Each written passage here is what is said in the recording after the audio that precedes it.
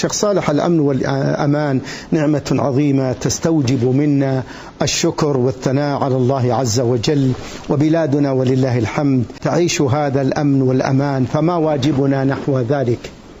نعم، نحن ولله الحمد في نعمة عظيمة في بلادنا، حيث نعيش الأمن في أسفارنا وفي ديارنا وفي بيوتنا، لا نخاف إلا الله سبحانه وتعالى، وهذه نعمة عظيمة.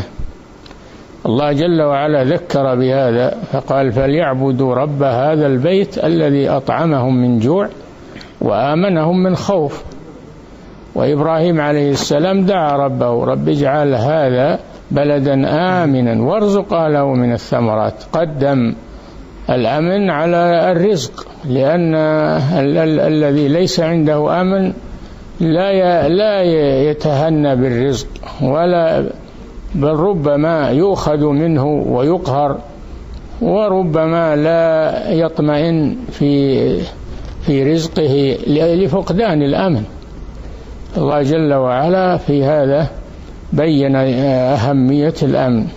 أولئك لهم الأمن في الدنيا والأمن في الآخرة.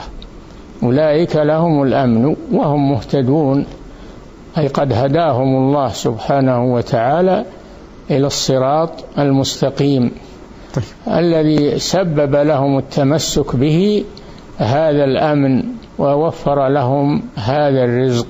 قال الله جل وعلا: وتلك حجتنا آتيناها إبراهيم على قومه نرفع درجات من نشاء إن ربك حكيم عليم.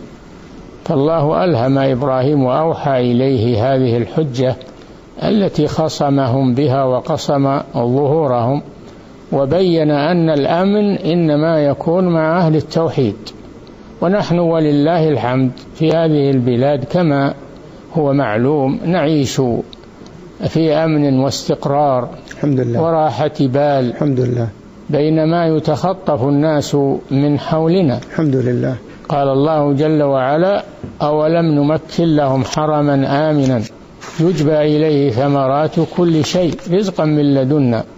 قال سبحانه وتعالى: أولم يروا أنا جعلنا حرما آمنا ويتخطف الناس من حولهم فبالباطل يؤمنون وبنعمة الله يكفرون. الله سبحانه وتعالى حينما بوأ لإبراهيم مكان البيت، إبراهيم دعا، قال إبراهيم عليه السلام: رب اجعل هذا بلدا آمنا، يعني مكة، وارزق أهله من الثمرات.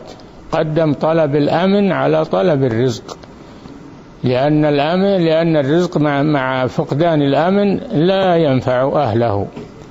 وهذه البلاد السعودية ولله الحمد تعيش في أمن وارف، الحمد لله، بسبب أنها تحقق عبادة الله وحده لا شريك له، وتقوم على خدمة هذين المسجدين الشريفين، وتمكن للناس الحج والعمرة، تسهلها لهم، تقوم بخدمة الحرمين وخدمة الوافدين إليهما.